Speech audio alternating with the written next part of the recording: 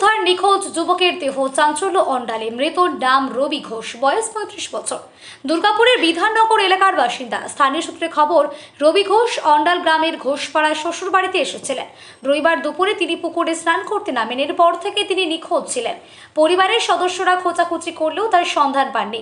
সোমবার ভোরে স্থানীয় বাসিন্দারা মুজবাঁধ পুকুরে তার দেহ ভাসতে দেখে পুলিশে খবর দেন। খবর পেয়ে অন্ডাল থানার পুলিশ ঘটনাস্থলে পৌঁছে মৃতদেহ উদ্ধার করে। ফলে দেহটি ময়নাতদন্তের জন্য দুর্গাপুর মহকুমা হাসপাতালে পাঠানো হয়। পুলিশের প্রাথমিক অনুমান, নেশাগ্রস্ত অবস্থায় জলে নামার জেরেই এই দুর্ঘটনা ঘটতে পারে। তবে মৃত্যুর প্রকৃত কারণ জানতে তদন্ত শুরু হয়েছে।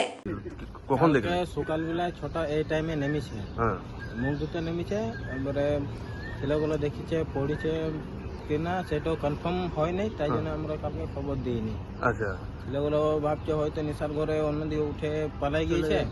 হুম, এবারে কি করে জানবে যে এমনি ঘটনা হয়ে যাবে, হ্যাঁ, দিন করেছিল পুরো।